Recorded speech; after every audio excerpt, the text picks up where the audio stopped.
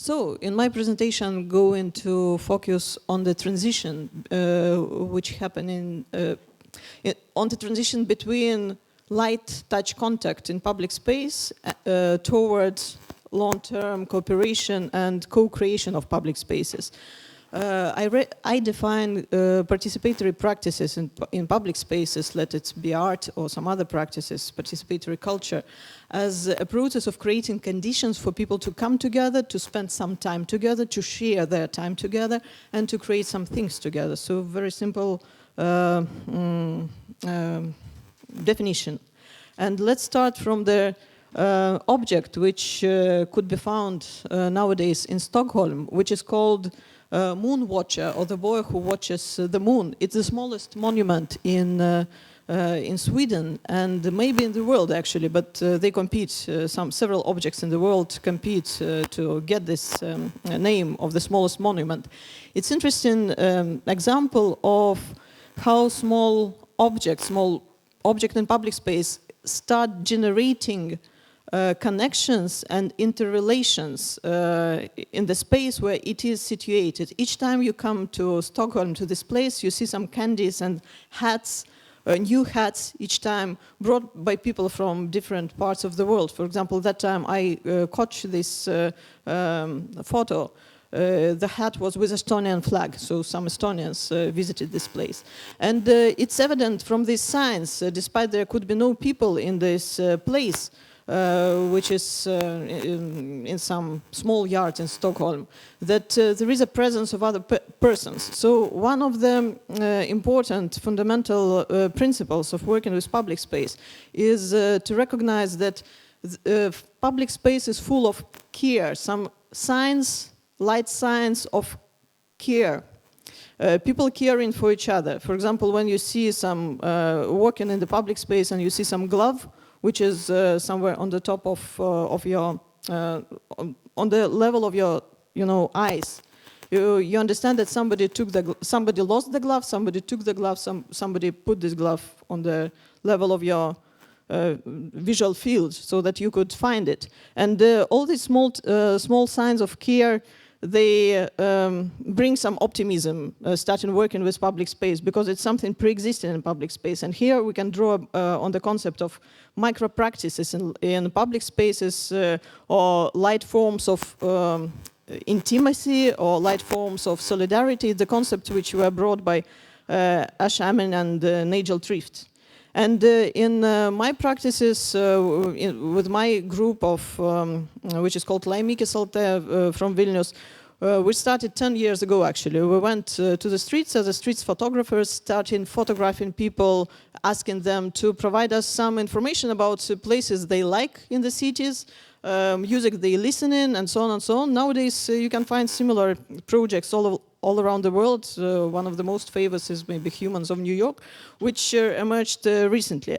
And the interesting thing is that actually making this street photography in the public space, you actually use your body as a main tool for contact. You go to the person and you start contact with your choreography. It can be very simple, but at the same time the level of trust is so high that when you ask some passers-by, strangers, to jump for your photographer, people would gladly start jumping, and we found the whole families which were jumping for us, just asking them, to perform some action in public space. And it's people whom we met for the first time, in the streets. So that brings actually lots of optimism to all this work which is happening in public spaces and in the streets. And that means that our body is yes, it's a tool for communication, for the primarily contact in public space, though even if you are not a performing artist, but still. But also our body is a tool for arranging spaces. While we are standing or sitting, we create all these notions, spatial notions of proximity, distances.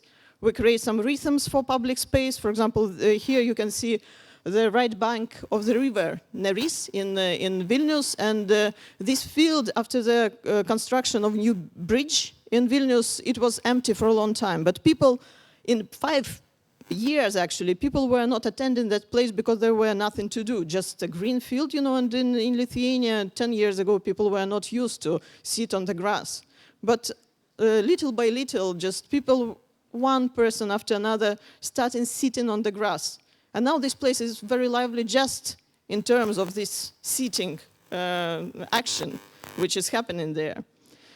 So what art interventions do? They transfer the same logic of presence in public space, of putting some body or some object in public space, which start generating contacts, which start generating space. We worked a lot with transitional spaces, that is places which have some potential for being redeveloped and revitalized, but still they're used as corridors in the city. And by putting some objects, for example, street komodo, it was the object developed during one of my workshops together with students coming from different countries. It's just a komodo which was repurposed for, not repurposed, it was the same komodo, but which was redesigned to fit the concrete aesthetic of the public space. And people were invited only by instruction left on komodo to leave some objects. And because komodo is quite a small one, so people were leaving small things there.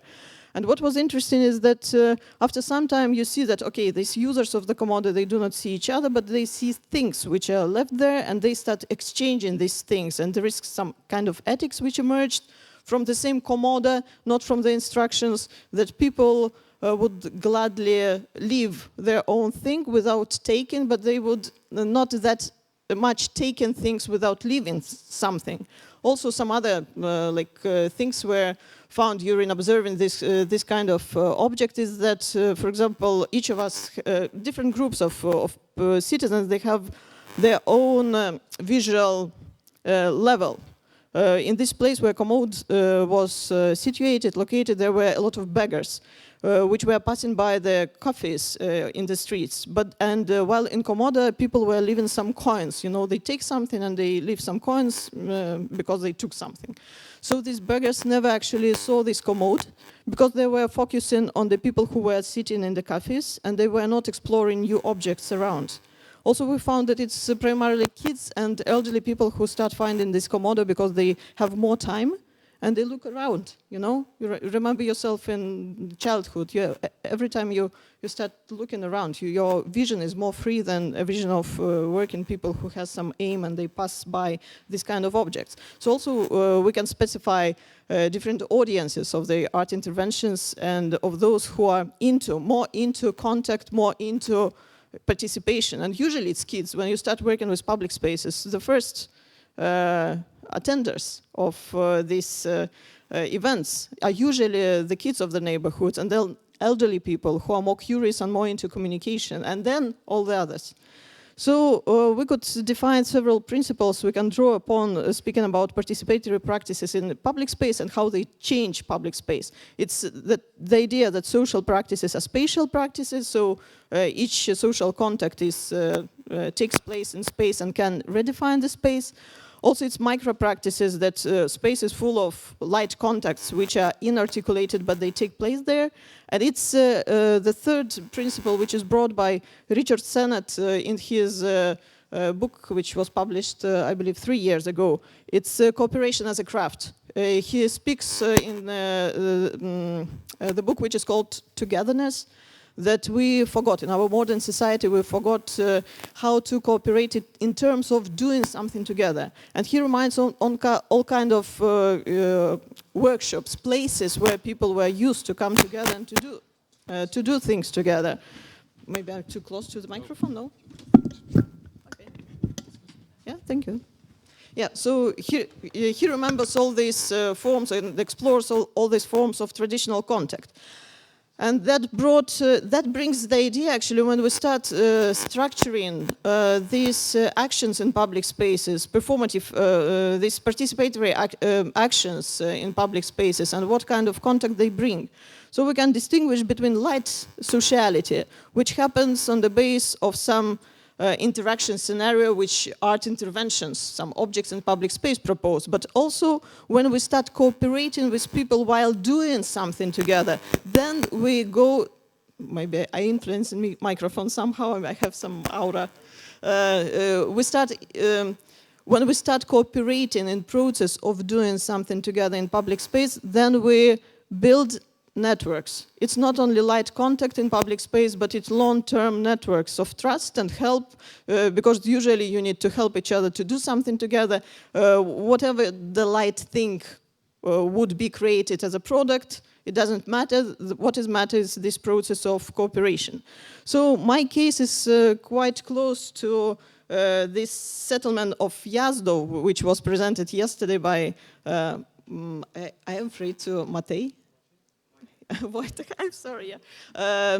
Because I'm working back in Vilnius 4 years ago, together with my group, I started working with the wooden neighborhood of Šnipiškės. So you see this complicated name, and the interesting thing is that it's neighborhood of 19th century, the buildings so in it are of 19th century, but it's historical neighborhoods well known in documents of Vilnius in 17th century, and it lays next to vastly developed skyscrapers area of offices.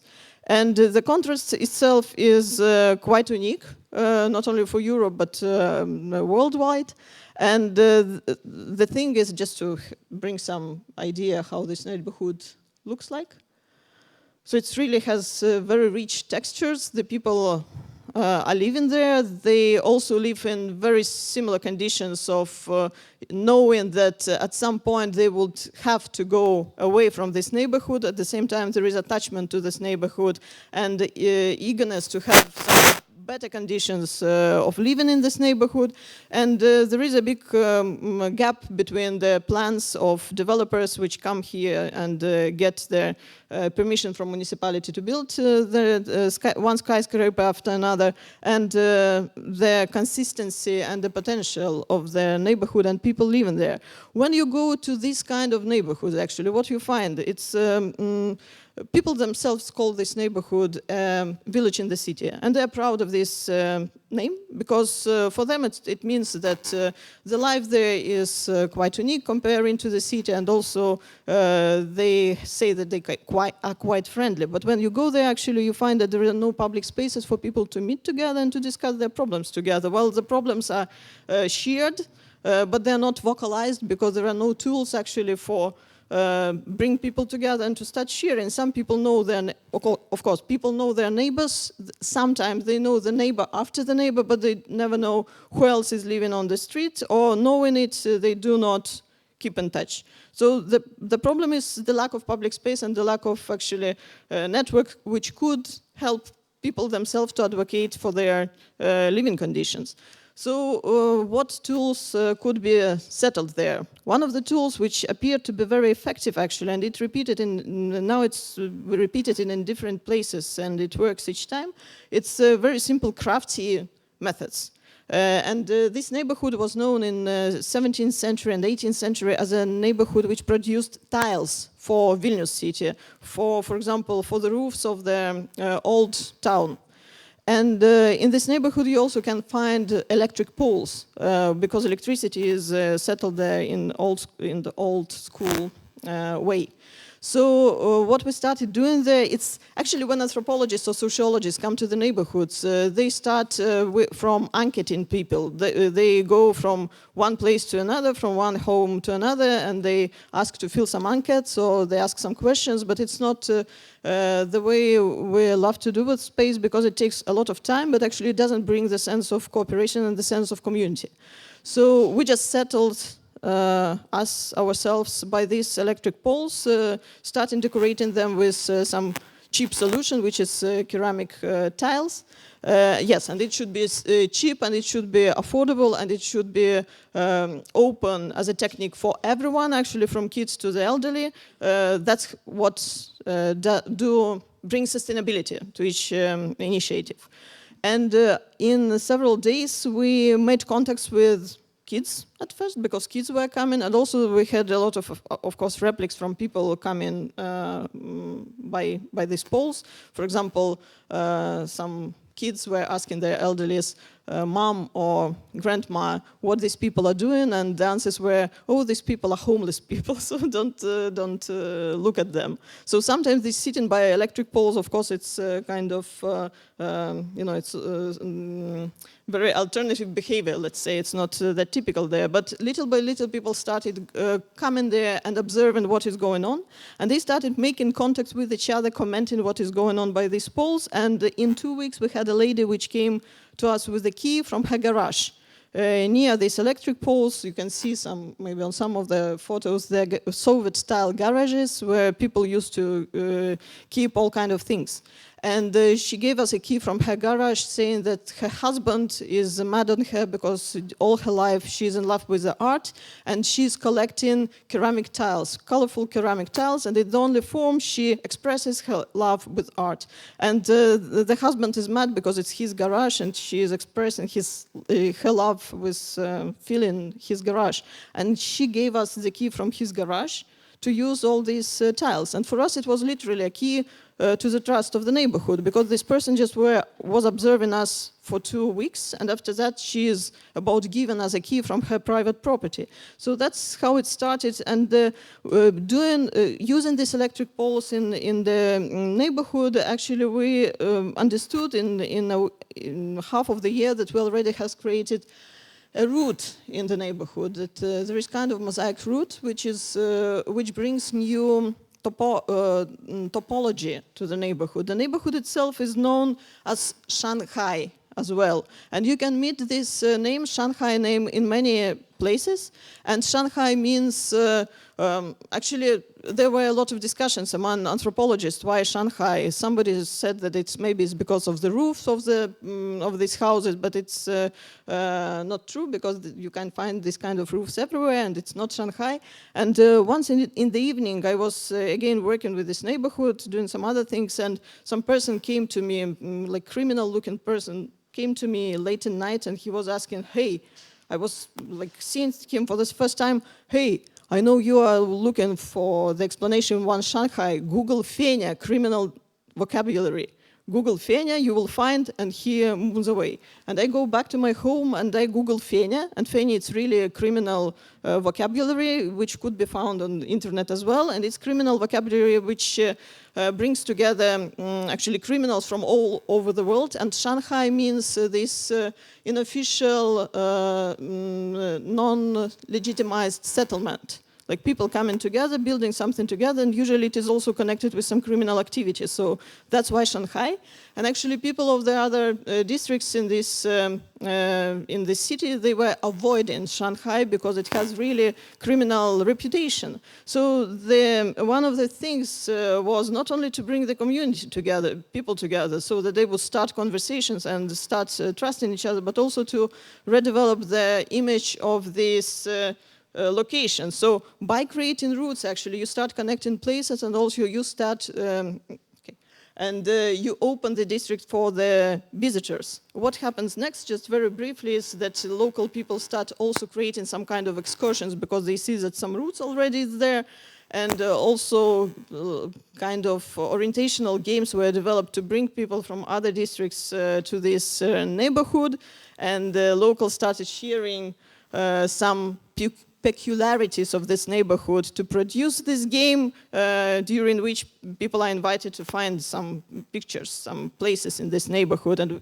it appeared that we have a sphinx there, and also just skipping to the end, what we ended up with. Actually, all this it started 4 years ago, and during all this period of time we had lots of activities in this neighborhood which just kept the same logic.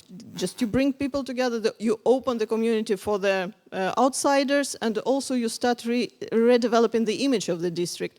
But next step after that, after you bring people together, is how to build the vertical, how to connect with the municipality, what also was discussed yesterday. So in our case, we were quite lucky, because after all this work was done, we were approached by municipality, and because we bombed them for 3 years asking them to include some public spaces which already were developed during these 4 years into the program for revitalization of public spaces. So we were approached to apply to Urbact together. It's a program which brings together NGOs and municipalities and local communities. So that's one of the tools actually to use.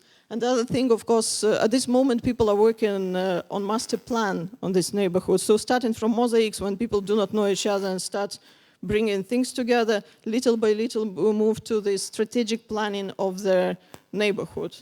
Okay, so thank you for the attention.